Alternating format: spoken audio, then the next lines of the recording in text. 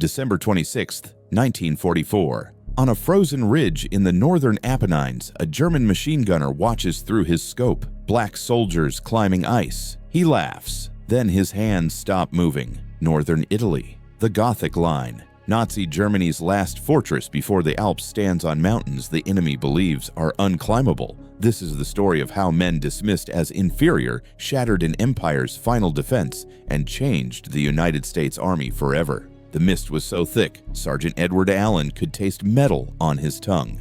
December 26, 1944.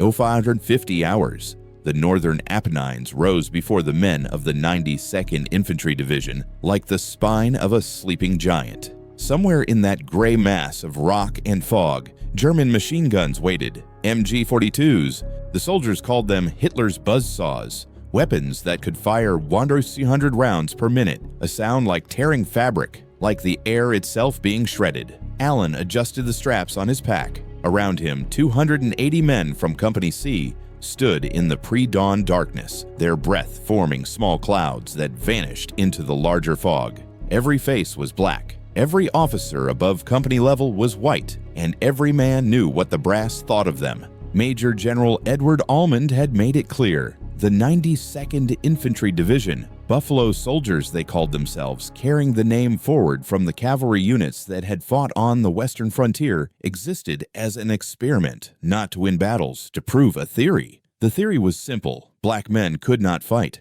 Allen had heard it in a dozen ways since Fort Huachuca, in the delays getting ammunition, in the rotating officers who disappeared after 3 weeks, replaced by men who looked at their platoons like problems to be solved, in the equipment, outdated rifles, insufficient winter gear, boots that fell apart after a week in the mountains. The German defensive line stretched before them like scar tissue across Italy's body. The Gothic Line. 15,000 slave laborers had spent 8 months building it, over 2,000 machine gun nests, 479 anti-tank gun positions, 120,000 meters of barbed wire, concrete bunkers blasted into solid rock. Field Marshal Kesselring himself had overseen its construction, declaring it the wall that would break the Allied advance. Now, in the dying days of 1944, with Hitler's armies reeling from defeats on every front, the Gothic Line represented Germany's last hope to hold northern Italy through the winter. If it fell, the road to Austria lay open. Allen looked at the mountain. Somewhere up there, in fortifications carved into cliff faces, German soldiers from the 232nd Infantry Division waited. They had artillery pre-sighted on every approach. They had mines in the draws, wire on the ridges, and the absolute certainty that no force could dislodge them from positions they'd held for months. They also had something else: contempt. German intelligence reports circulated through the Wehrmacht's Italian command described the 92nd Division in terms that would have made Goebbels proud. Negro troops, one report stated with scientific certainty, lacked the mental capacity for sustained offensive operations. Another, captured weeks later, noted that racial inferiority makes these units predictable in their tactical responses. The Germans had fought the 92nd before, in August when the division first entered combat near Lucca, in October along the Serchio Valley. They'd watched company after company attack and sometimes falter, and they'd concluded what they wanted to believe, that skin color determined courage. Now those same Germans watched through scopes and periscopes as the Buffalo Soldiers assembled below Monte Belvedere, a peak that dominated the entire sector, topped by medieval castle ruins that the Germans had transformed into an observation post commanding a 10-mile radius. In a bunker 600 meters up the slope, Oberleutnant Klaus Richter lowered his binoculars. He'd been fighting in Italy since Salerno. He'd seen what American firepower could do. The rolling barrages, the dive bombers, the tanks that ground fortifications into rubble. But he'd also read the reports about the 92nd, the division that melted away in night attacks, the units that broke under pressure. He turned to his machine gunner, a veteran from the Eastern Front named Werner. "Neger Truppen," he said, using the German term with a dismissive wave. "We'll throw them back before breakfast." Werner didn't reply. He was busy checking the feed mechanism on his MG-42, making sure the belt would run smooth. He'd learned on the Eastern Front not to underestimate anyone who was trying to kill you. But Richter was the officer. Richter had read the intelligence summaries. Richter had never been wrong before.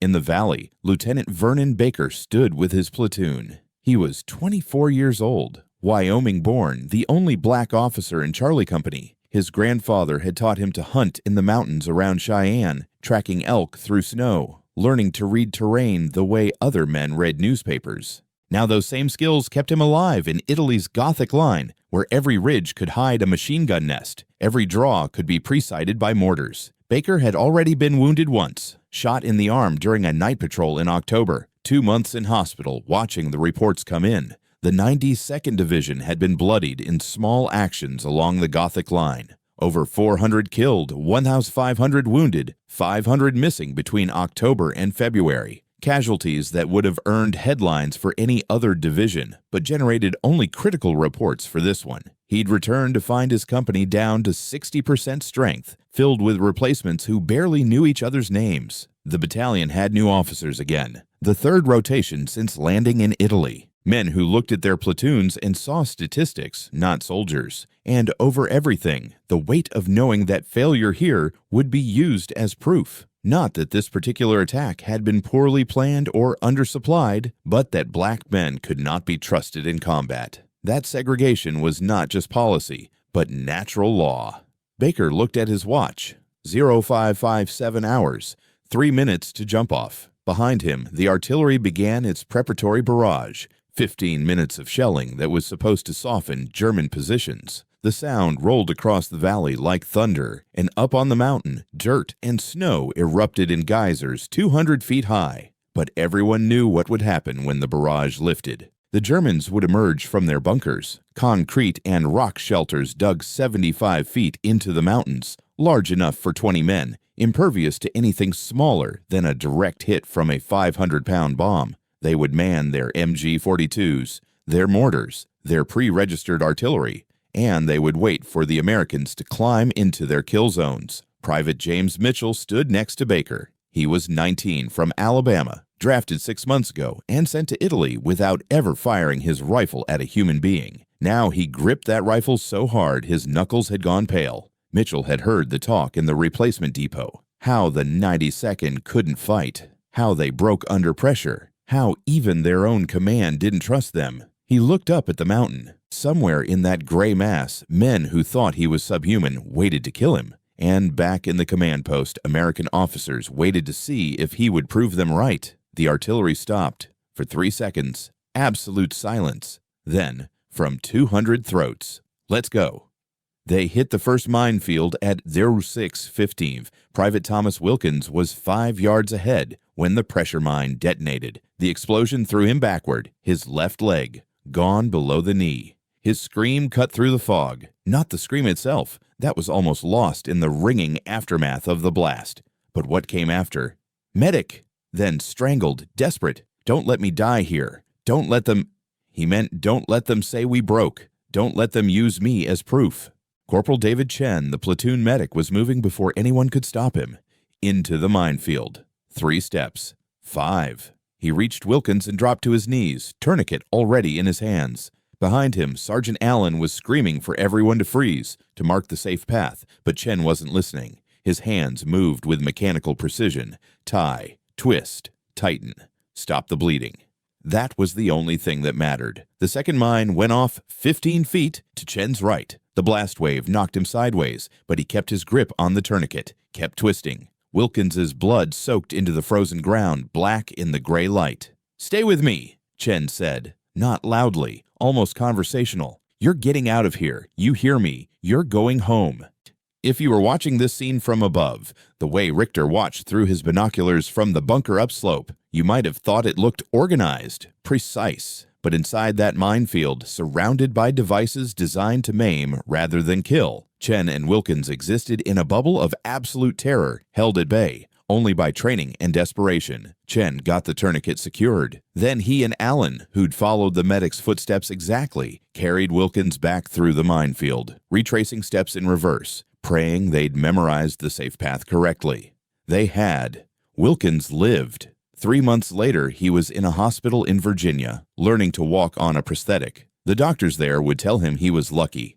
that if the medic had hesitated even 30 seconds, he would have bled out on that Italian mountain. Wilkins would remember something else, Chen's voice, steady, certain. "You're going home." Like it was a promise the war had to keep.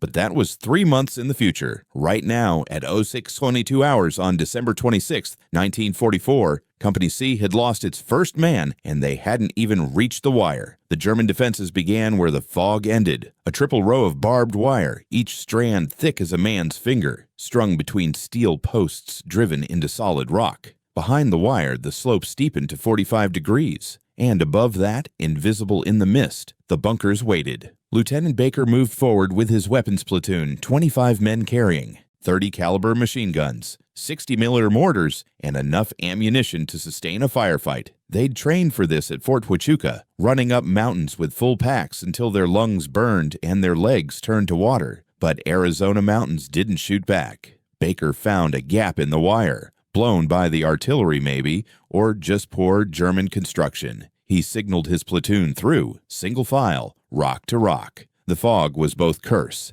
and blessing. It hid them from German observation posts. It also meant they couldn't see more than 10 feet in any direction, turning the entire mountain into a maze where every boulder could hide an enemy soldier. They made it 200 yards upslope before the Germans opened fire. The MG-42 opened up from their left flank, a sound like someone tearing a bedsheet, but amplified, multiplied, sustained. Tracer rounds cut through the fog in arcs of green light. Baker saw 2 men go down before he could process what was happening. Then training took over. Down, down, return fire.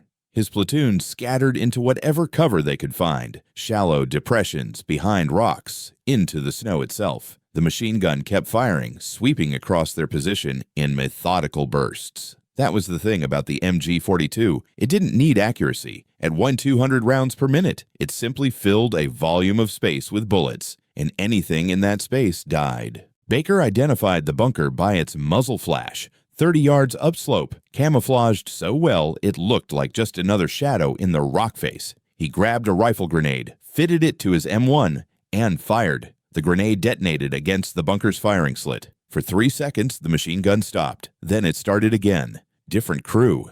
Same gun. This was what the Germans had spent 8 months building. Defense in depth, where every position supported every other position. Where killing one crew simply meant the next crew took over. Where the Americans had to fight for every yard, paying in blood for ground the defenders could retake with a single counterattack. Baker's men were pinned down, unable to advance or retreat. Up the slope, more machine guns opened fire, a crossfire that caught them from 3 sides. This was the moment Almond had predicted, the moment when, according to every racial theory the U.S. Army had codified into doctrine, black troops would break. Private First Class Anthony Jackson lay behind a rock that barely covered his torso. He was 22, from Georgia, and he'd grown up hearing what white people said about black men when they thought no one was listening. Lazy, shiftless, cowards. Now German bullets were chipping away at the rock protecting him, sending granite splinters into his face. His rifle felt impossibly heavy. Every instinct screamed at him to run, to get off this mountain, to survive.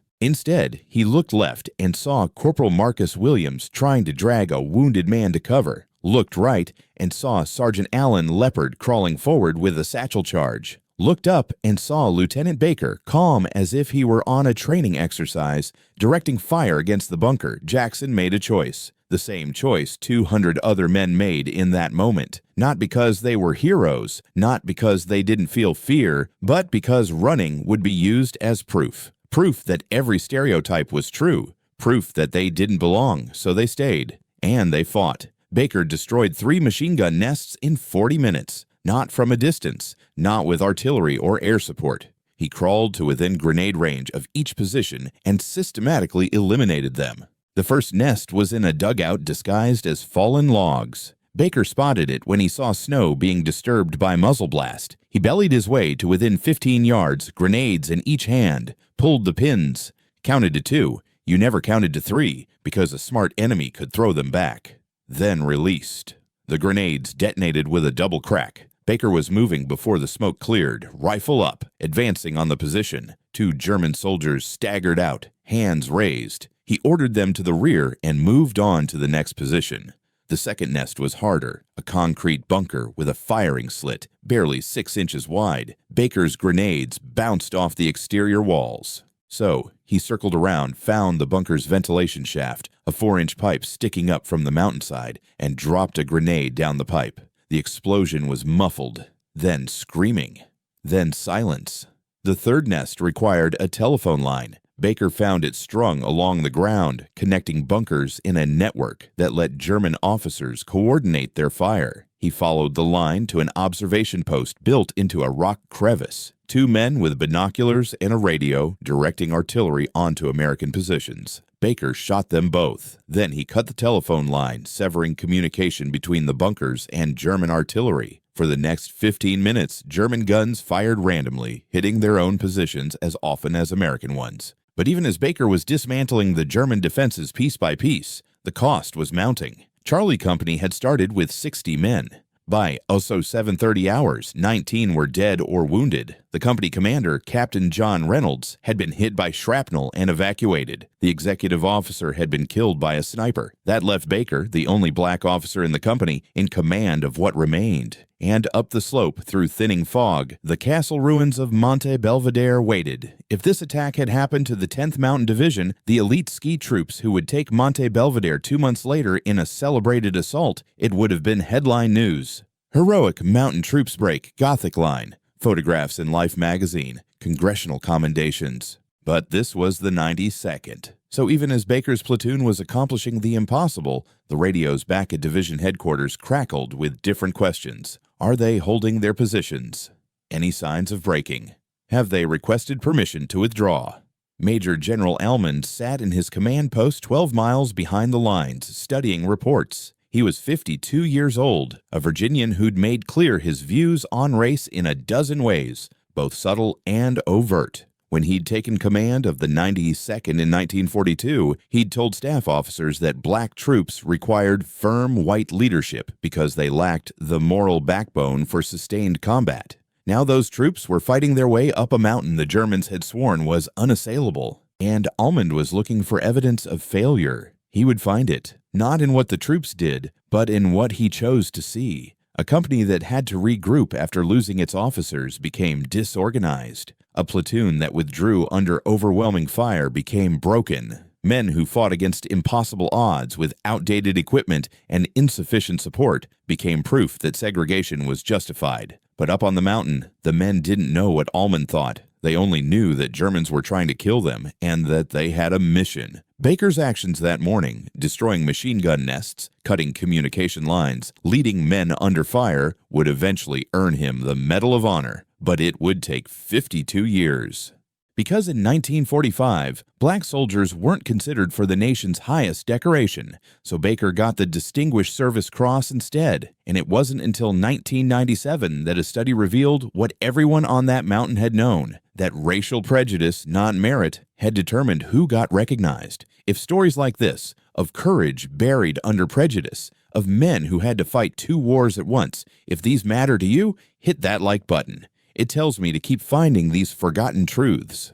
Now let's see what happened when they reached the summit. The Germans counterattacked at 0845. 70 soldiers from the 232nd Division's Reserve Company, supported by 2 self-propelled guns, came down the mountain in a textbook assault. They used the terrain perfectly, advancing down draws where American machine guns couldn't get clear fields of fire, using grenades and rifle fire to drive the Buffalo soldiers back from positions they'd just captured. Baker's platoon was down to 8 men. 8 men facing 70. The rational decision, the decision any reasonable officer would make, was to withdraw, to fall back, regroup, wait for reinforcements, to survive. Baker made a different calculation. The bunkers his men had captured overlooked the entire sector. If the Germans retook them, they would use them to massacre the rest of Company C, still struggling up the lower slopes. So instead of withdrawing, Baker ordered his 8 men to hold. What followed was 15 minutes of combat so intense that survivors would later struggle to describe it coherently. Baker himself, in interviews decades later, would say it felt like being inside a thunderstorm where every raindrop is trying to kill you.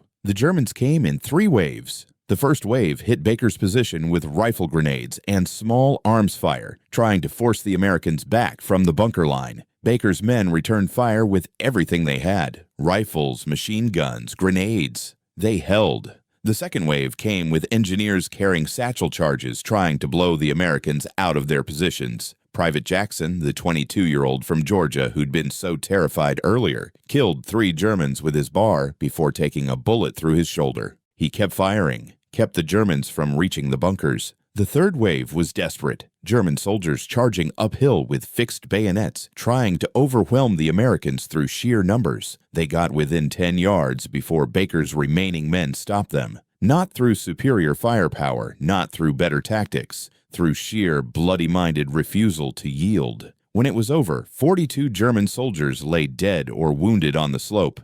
Baker's 8 men, now down to 6, held their positions, and in German command posts up and down the Gothic Line, officers were frantically revising their intelligence assessments. Negro units fight with exceptional determination, one after-action report would state, though it would be buried in classified files and not surface for decades. Racial theories concerning combat effectiveness appear unfounded. But that report wouldn't be written for another 3 days. Right now, at 0900 hours on December 26, 1944, all that mattered was that the impossible had happened. Black soldiers dismissed as inferior had held against odds that would have broken veteran troops. And the Germans, who had been so certain of their supremacy, were learning a lesson that would cost them Italy. Baker's platoon held the bunker line for 2 hours before reinforcements arrived. 2 hours of German artillery pounding their positions. 2 hours of sniper fire and sporadic counterattacks. 2 hours of wondering if they'd be killed before anyone even knew they'd succeeded. When Captain James Romano arrived with what remained of Able Company, 30 men, all that could be spared from other sectors, he found Baker's 6 survivors looking like ghosts. Faces black with powder smoke, uniforms torn, 3 of them wounded but still firing. Romano was white from New Jersey, 26 years old. He'd grown up believing what everyone believed in 1944, that there were differences between races, not explicitly hate. Romano wasn't that kind of man, but a general sense that maybe the critics were right. Maybe black soldiers needed closer supervision. Maybe they would crack under pressure. He stopped believing that the moment he saw what 6 men had accomplished. How many Germans? He asked Baker. I stopped counting at 40. Romano looked at the bodies scattered across the slope, looked at the bunker complex that Baker's platoon had captured and held against overwhelming force, looked at the 6 exhausted men who'd made a stand that would be forgotten by history. You know they won't believe this, Romano said quietly. Not to Baker directly. More to the air, to the mountain, to the universe that had created a system where this kind of valor would be dismissed because of skin color. Baker didn't respond. He was watching the slope below, where more of the 92nd Division was advancing, company after company fighting their way through German positions, men who knew that failure would be used as proof of their inferiority. Men who fought anyway. There's a photograph from that day, though it's rarely published. It shows Baker sitting on a rock, rifle across his knees, staring at something out of frame. His expression is hard to read. Not triumphant, not relieved, just tired. The bone-deep exhaustion of a man who's had to prove his humanity by killing. Years later, when Baker received his Medal of Honor in a White House ceremony, President Clinton would say that Baker and the 6 other black soldiers finally being recognized helped to pave the way for the integration of the armed forces. But in that photograph from December 26, 1944, Baker doesn't look like he's paving anything. He looks like a man who's wondering why he had to fight so hard for something that should have been obvious. That courage has no color. The battle for the Gothic Line sector lasted 3 more days. Company after company from the 92nd Division climbed those mountains. They cleared bunkers, cut wire, neutralized machine gun nests. They did it with antiquated equipment and inadequate support. They did it knowing that every mistake would be magnified, every success minimized. They did it anyway. Lieutenant John Fox, serving with the 366th Infantry Regiment, called artillery fire on his own position on December 26th when German troops overran the village of Somacolonia. His last radio transmission, "Fire it. There's more of them than there are of us. Give them hell." The artillery killed Fox and approximately 100 German soldiers. It took 52 years for him to receive the Medal of Honor. Staff Sergeant Reuben Rivers, attached to the 761st Tank Battalion supporting the 92nd, had his tank hit a mine on November 16th, shattering his leg. He refused evacuation, refused morphine, fought for 3 more days with a gangrenous wound before his tank took a direct hit that killed him. His Medal of Honor came in 1997. Staff Sergeant Edward Carter Jr., serving with a provisional unit, was wounded 5 times while single-handedly assaulting a German position on March 23, 1945. He killed 6 enemy soldiers and captured 2 more, extracting intelligence that saved dozens of American lives. His Medal of Honor, 1997. The pattern is clear. These men performed actions that, had they been white, would have earned immediate recognition. Instead, they got lesser awards, or no recognition at all, until a 1990 study finally acknowledged what should have been obvious, that the Medal of Honor had been denied to black soldiers not because of their actions, but because of their race. By December 28th, the 92nd Division had punched a hole in the Gothic Line that would eventually allow the Allied advance to continue. The cost, 548 killed in action, 287 wounded, 206 missing, over 25% of the division. German casualties were never fully tabulated, but captured documents suggest the 92nd inflicted 3 times their own losses, somewhere around 1,500 Germans killed or seriously wounded, plus over 20,000 captured during the entire Italian campaign. Those numbers tell one story, but there's another story in what happened next. On December 29th, Oberleutnant Klaus Richter was captured by a patrol from the 370th Infantry Regiment. He was found in a cave, hiding with 3 other soldiers from his company. They'd been cut off during the American advance, unable to retreat or link up with other German units. For 2 days, they'd survived on melted snow and raw hope. When they heard English voices outside the cave, they surrendered. The sergeant commanding the patrol was William Grant from Louisiana. He was 28, a teacher before the war, drafted in 1943. Grant had his men search the prisoners, then sat them down while he radioed for transport to take them to a POW holding area. Richter spoke English. He'd studied at university before the war, back when Germany was recovering from one catastrophe and hurtling toward another. Now he sat on frozen ground, hands zip-tied, and looked at the black soldiers guarding him. "You fought well," he said to Grant. Not patronizing, just stating a fact, the way you might comment on weather or terrain. Grant didn't respond immediately. He was thinking about the last 3 days, about watching friends die, about the German positions they'd overrun, the ones everyone said were impregnable, about the MG-42 nests and the minefields and the artillery that never seemed to stop. "What did you expect?" Grant finally said. Richter shook his head. "The reports. They said you would break, that you lacked." He trailed off, maybe realizing how it would sound to finish that sentence. "Go ahead," Grant said. "Say it. That we lacked the racial qualities for combat, that we were inferior." Richter met his eyes, and in that moment, in a cave on a frozen mountain surrounded by the evidence of just how wrong Germany's racial theories had been, he said something unexpected. "I believed it. We all believed it. We were taught that some races were warrior races and others." He shook his head. "But you fought harder than anyone I saw in Russia. You took positions we thought impossible to take, and you didn't stop." Grant should have felt vindicated. Here was a German officer, a true believer in Nazi ideology, admitting that everything he'd been taught was wrong. This was the moment of triumph. Instead, Grant just felt tired, because he knew what would happen when they got back to base. Richter would go to a POW camp where he'd be treated according to the Geneva Convention. Grant would go back to a segregated unit where he'd be commanded by officers who still believed black men were inferior, where he'd eat in separate mess halls and sleep in separate barracks, and know that no matter what he proved on this mountain, it wouldn't change how America saw him. "Well," Grant said, standing up, "at least you learned something." The transport arrived 20 minutes later. Richter and his men were loaded aboard and driven away. Grant and his squad climbed back up the mountain because there were more bunkers to clear, more positions to secure, more battles to fight against an enemy that had finally learned to respect them, even if their own country hadn't.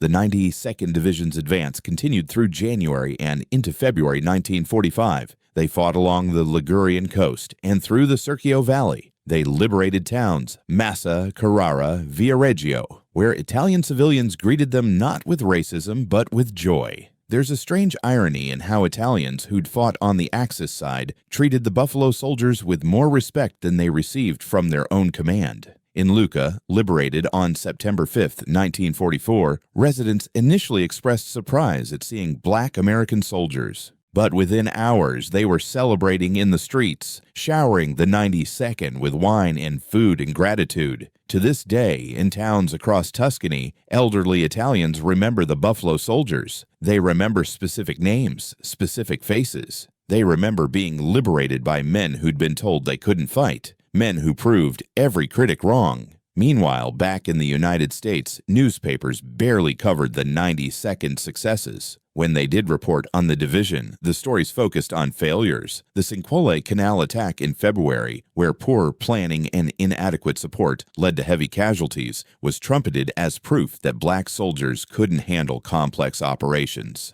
The fact that the same division had broken the Gothic Line, captured thousands of prisoners, and liberated dozens of towns, all that was minimized or ignored, because acknowledging it would mean confronting the lie that segregation was built on.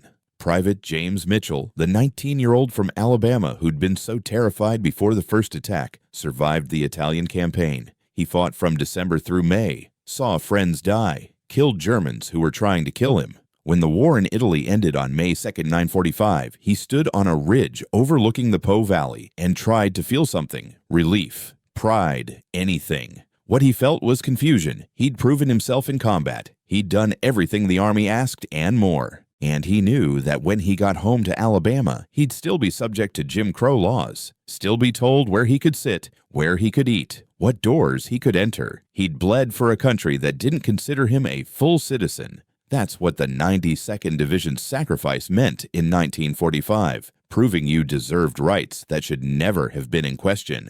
On April Fiat 1945, Lieutenant Vernon Baker led his platoon in an assault on Castle Agonolfi, a medieval fortress the Germans had converted into a strongpoint near Viareggio. The attack began before dawn. Baker's company crossed the line of departure at 0500 hours and immediately ran into heavy fire. Within the first hour, Baker's company commander abandoned his position, overcome by fear. The executive officer was killed. That left Baker again commanding what remained of the company, now down to 15 men. What Baker did next has been documented in Medal of Honor citations and historical records, but the raw numbers don't convey what it meant. Baker personally destroyed 6 machine gun nests, 2 observation posts, and 4 dugouts. He killed 26 German soldiers. He did all this while under constant fire, knowing that 19 of his 25 men had already been killed. The next day, he volunteered to lead a battalion advance through enemy minefields to secure the objective. For this, he initially received the Distinguished Service Cross,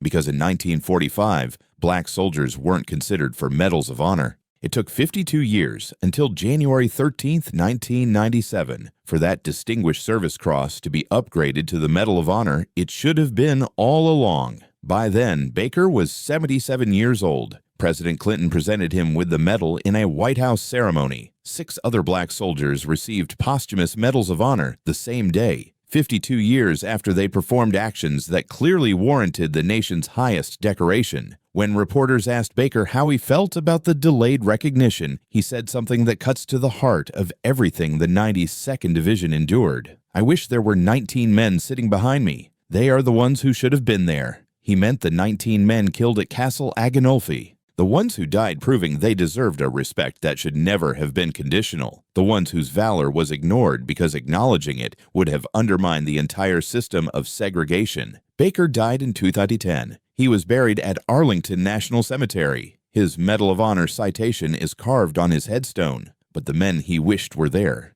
the 19 who died at Agonolfi, the hundreds who died on other Italian mountains, most of them are buried in cemeteries few people visit, with stories few people know. Their stories were buried under 50 years of silence, buried under a system that preferred comforting lies to uncomfortable truths. But they're being uncovered now, one archive at a time, one forgotten battle at a time. If you want more stories like this, stories about people who changed history but were written out of it, hit that subscribe button, because there are hundreds of these accounts still waiting to be told. And the only way they get told is if people care enough to listen. Now let's talk about what happened after the war ended. Germany surrendered on May 7, 1945. Italy had already fallen. The 92nd Division's war was over. They'd fought for 8 months, advanced more than 3,000 square miles, captured over 20,000 German prisoners, suffered 3,200 casualties, over 25% of the division. For any other division, these numbers would have earned commendations, unit citations, parades.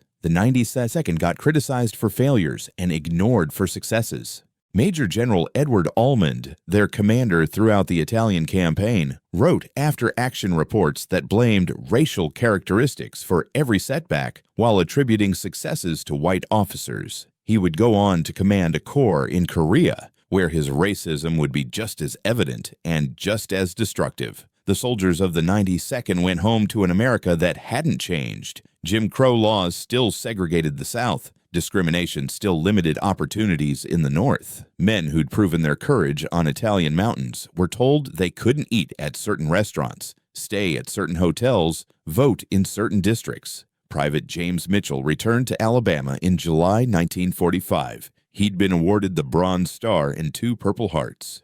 None of it mattered when he tried to register to vote and was told the registration office was closed to colored folks. None of it mattered when he applied for a job and was told they weren't hiring that kind. He'd fought for democracy, he'd nearly died for it, and he came home to a country that still treated him as second class. But something had changed. Not in the system, not yet, but in the men who'd fought. They'd proven something to themselves that no one could take away. They'd stared down the German army and won. They'd accomplished missions that white soldiers said were impossible. They'd earned respect on the battlefield, even if they couldn't get it at home. And that knowledge, that certainty that they were equal in every way that mattered, became a weapon in a different kind of fight. When President Harry S. Truman signed Executive Order 9981 on July 26, 1948, desegregating the U.S. Armed Forces, he did it for many reasons. The Cold War was beginning, and America couldn't afford to waste the talents of millions of citizens. Civil rights activists had been pressuring the White House for years. The moral argument against segregation was becoming harder to ignore. But there was another factor, the combat record of black soldiers in World War II. Not the doctored after-action reports, not the propaganda. The actual record, the mountains taken, the enemies killed, the missions accomplished against impossible odds. The 92nd Infantry Division's sacrifice helped make desegregation inevitable, not because their performance was perfect. No unit's performance is perfect in war, but because it was good enough to expose the lie at segregation's core, that black soldiers couldn't fight as well as white soldiers. They fought just as well, often better. They did it with inferior equipment, inadequate support, and command structures designed to prove their failure. And they succeeded anyway. That success made segregation indefensible in military terms. You couldn't maintain that racial separation was necessary for military effectiveness when black units were consistently performing at high levels. The argument collapsed under the weight of evidence. Executive Order 9981 stated that there shall be equality of treatment and opportunity for all persons in the armed forces without regard to race, color, religion, or national origin. It took years to fully implement. The military resisted in dozens of ways, large and small, but by the Korean War, most units were integrated. By Vietnam, segregated units were a historical footnote. The Buffalo Soldiers of World War II didn't live to see the military fully integrated. Many died in combat. Others came home and faced decades more discrimination before civil rights legislation finally caught up with military desegregation. But their fight, the literal fight on Italian mountains and the metaphorical fight against a system that considered them inferior, made progress possible. Not because they were heroes, because they were human beings who refused to accept being treated as anything less.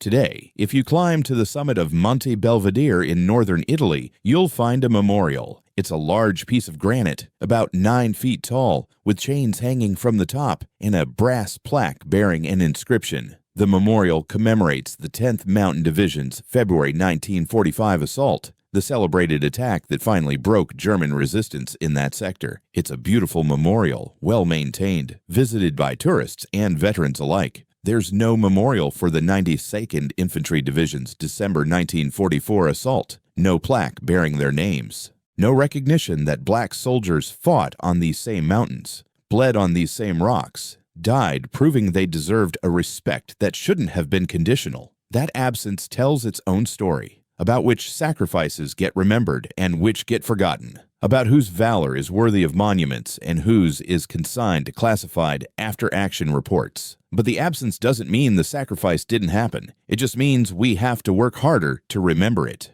The men of the 92nd Infantry Division, the Buffalo Soldiers who fought through Italy from 1944 to 1945, accomplished something remarkable. Not just militarily, though their combat record speaks for itself. They accomplished something more profound. They lived with dignity in a system designed to deny it. They proved their courage to an enemy who thought racial superiority determined military effectiveness. They proved their humanity to a country that had written into law that they were less than fully human. And they did it knowing that their success probably wouldn't change anything, that they'd come home to the same discrimination, the same segregation, the same denial of rights. They did it anyway. That's what makes their story important, not because it has a happy ending. There's nothing happy about having to die to prove you deserve basic respect, but because it shows what human beings are capable of when pushed to the edge. When told they're inferior, they respond by being exceptional. When given every excuse to fail, they find ways to succeed. Vernon Baker, interviewed late in life, was asked if he felt bitter about the decades it took to receive recognition. He said no. Not bitter, just aware that 19 men should have been standing with him, receiving medals they'd earned with their lives. John Fox, who called artillery on his own position to stop a German advance, died thinking his sacrifice would be forgotten. It took 52 years to prove him wrong. Reuben Rivers, who fought for 3 days with a shattered leg because he wouldn't abandon his men, never knew that history would eventually acknowledge what his company had known all along, that he was one of the finest soldiers in the United States Army. These men, and the thousands of others who served in the 92nd Division, changed America, not all at once, not in ways that were immediately obvious, but they cracked the foundation that segregation was built on. They made it impossible to maintain that black soldiers couldn't fight, couldn't lead, couldn't be trusted in combat, because they had fought, they had led, and they had proven beyond any doubt that courage has no color. The Germans learned that lesson on Italian mountains in 1944 and 1945. They learned it from men who climbed impossible slopes under machine gun fire, men who held positions against overwhelming odds, men who accomplished missions that should have been impossible, and then accomplished them again and again and again.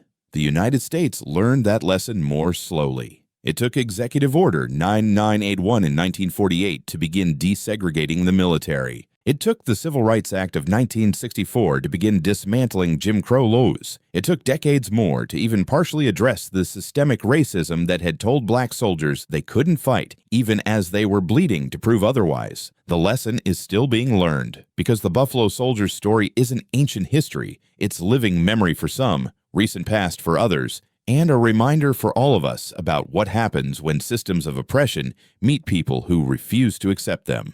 December 26, 1944, a frozen ridge in northern Italy. Black soldiers climbing toward German positions while their own commanders expected them to fail. The Germans laughed, then they didn't. Then they surrendered to men they'd been taught were inferior. And 50 years later, when the truth finally surfaced, America learned what the Germans had learned on that mountain. That respect isn't something you grant people who prove themselves worthy.